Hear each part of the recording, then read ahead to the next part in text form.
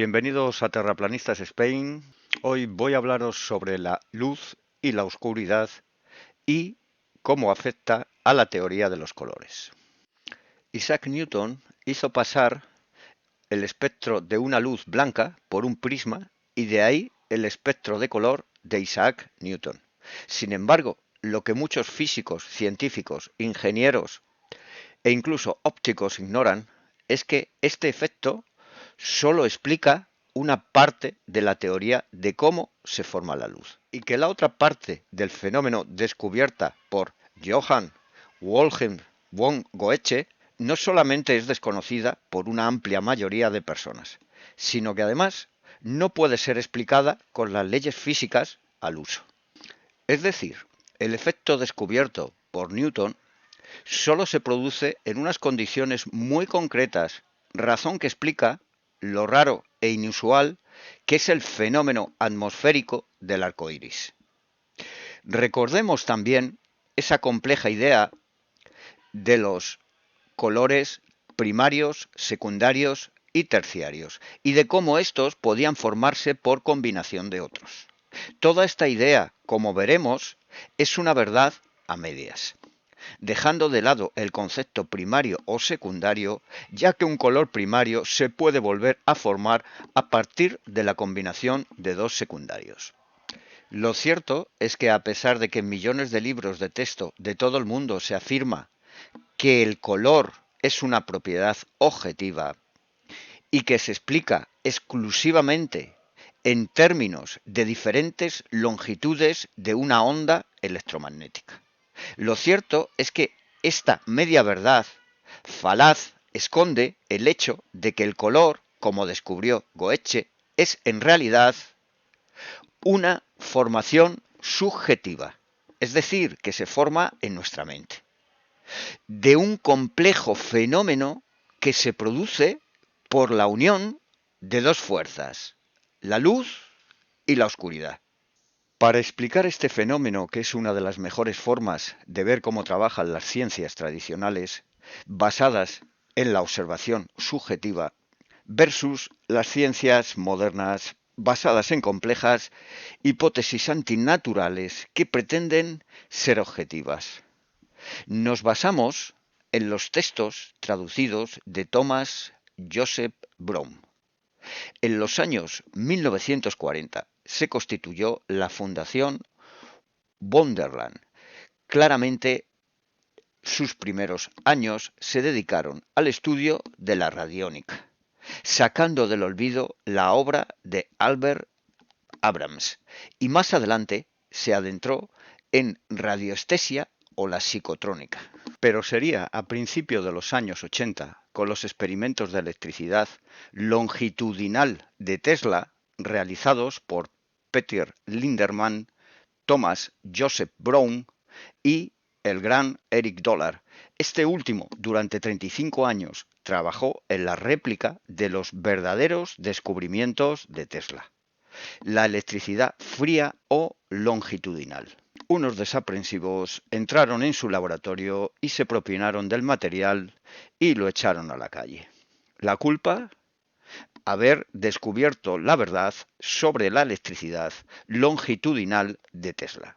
Joseph Brown relaciona el descubrimiento de Goethe con la electricidad fría y longitudinal versus el electromagnetismo caliente y transversal.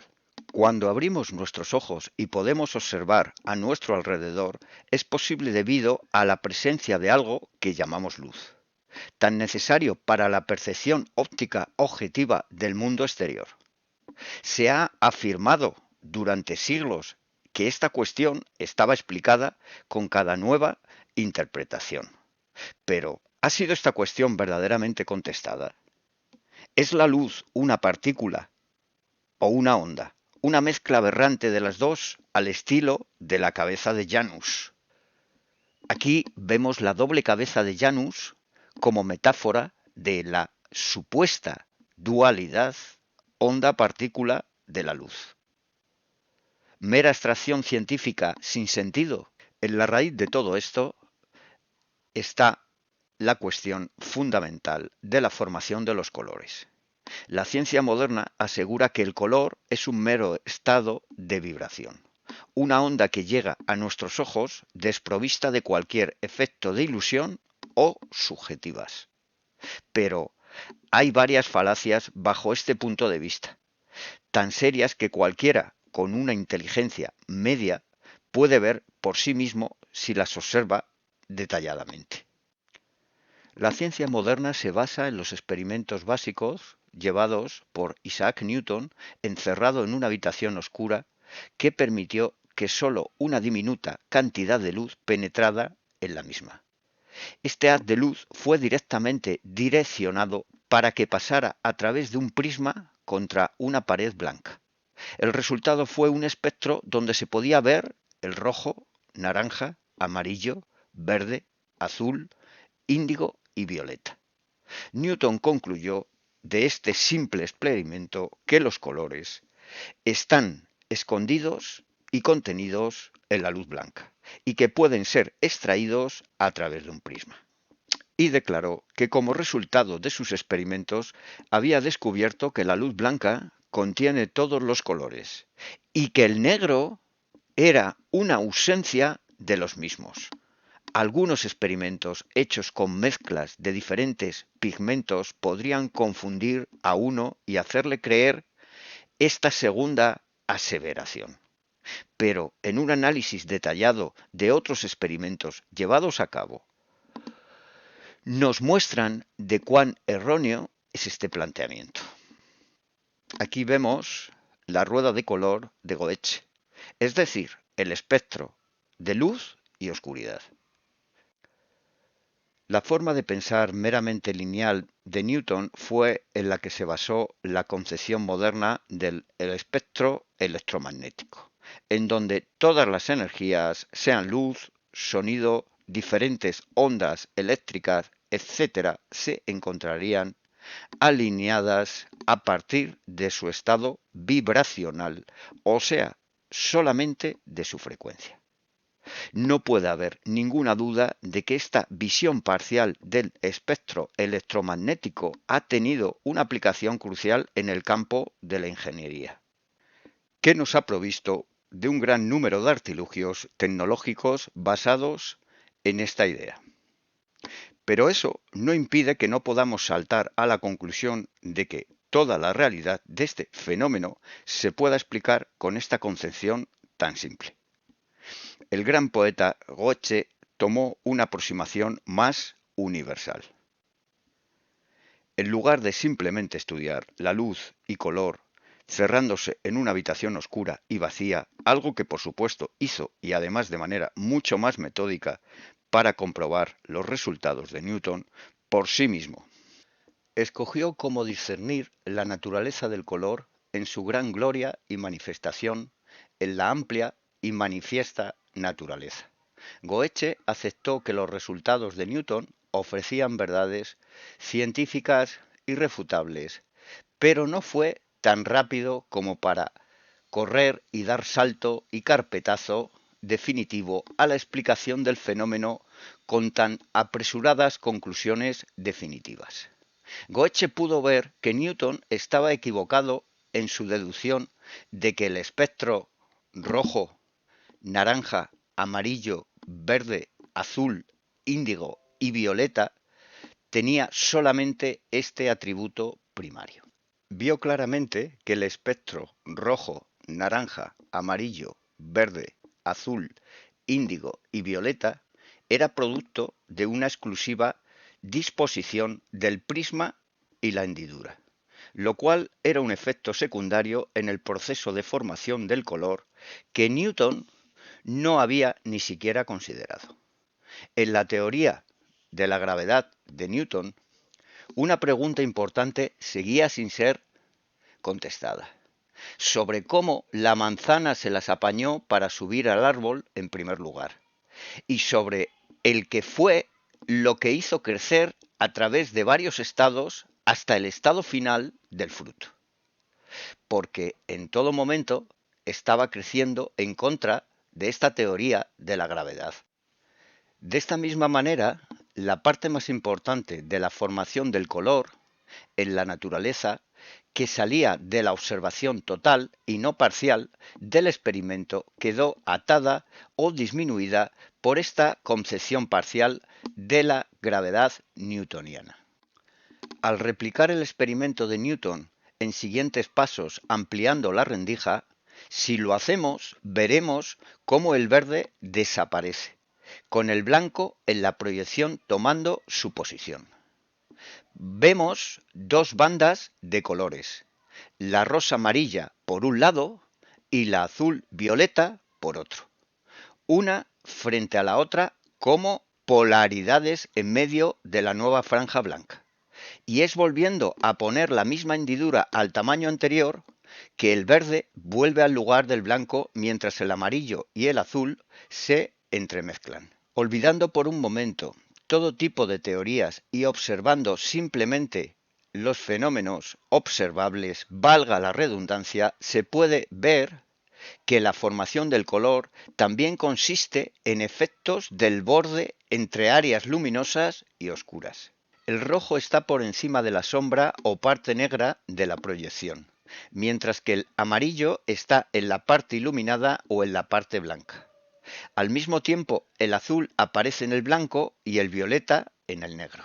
El resultado de este experimento pueden ser más fácilmente observables si miramos a través de un prisma en marcas que ilustren los varios bordes en varias configuraciones. A la izquierda, el conocido espectro de color de luz newtoniano y a la derecha, el desconocido espectro de la oscuridad goetiana. Continuamos con nuestro experimento cambiando los bordes a través de los cuales la luz de nuestro experimento se propaga.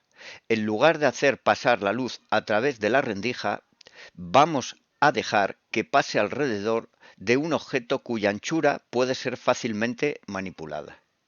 Si lo estuviéramos viendo a través del prisma modificable, ahora veríamos varias líneas oscuras variando de anchura en un fondo blanco. Entonces, lo que ahora veríamos es otro espectro, con la siguiente configuración: amarillo, rojo, magenta, violeta y azul. Si ensanchamos la rendija, la línea magenta desaparece y podemos ver la oscuridad separando nuestras dos polaridades. Es decir, ambas polaridades serían por un lado el amarillo y rojo y por el otro lado el violeta y el azul. El rojo y el violeta sobre el lado oscuro de la rendija y el amarillo y azul sobre el lado iluminado. Si todos los colores del espectro newtoniano están contenidos en la luz, entonces ¿no deberían todos estos segundos colores de este segundo grupo estar también contenidos en la oscuridad? La acción de los rayos infrarrojos y ultravioleta, los cuales están por debajo y por encima del espectro newtoniano, son bien conocidos y estudiados. Pero, ¿qué pasa con los que están encima y debajo del espectro goetiano? La investigación llevada a cabo por el profesor August Kritzmann ha demostrado que un largo espectro de la zona que se distingue por la ausencia del ultravioleta se extiende al mismo tiempo en la parte luminosa, incolora, adyacente al amarillo. Contiguo al azul debería probablemente de haber una zona completamente ausente del infrarrojo. Para las teorías de la física oficial moderna, este hecho es un misterio, que, de acuerdo a estas, el ultravioleta y del mismo modo el infrarrojo deberían de estar presentes en la zona sin color, al igual que cualquier luz blanca. Debemos, por tanto, cuestionar la teoría de la luz newtoniana, que sola y exclusivamente considera la longitud de onda o frecuencia de la misma. Sin lugar a dudas, tiene una aplicación práctica y una parte de realidad. Pero, ¿cómo demonios puede el magenta cuadrar en este espectro oscuro desconocido por la teoría newtoniana? Pues simplemente no puede. Iluminamos a izquierda y derecha con luz blanca y este es el resultado. Iluminamos después solo con luz verde a la izquierda y este es el resultado. y finalmente iluminamos a la derecha con luz blanca. El resultado es que en la zona de sombra derecha aparece el complementario en el espectro oscuro al verde, que es el magenta. La idea de Newton y la física moderna de que la luz es sólo una onda que se diferencia exclusivamente por su frecuencia es, por tanto, falsa. Entonces, incluso a través del verde y del magenta, puede claramente discernirse cómo formamos dos colores polares, porque no todos los colores del prisma están permitidos en el espectro electromagnético. Es decir, que aquí el magenta tiene que no tener una longitud de onda.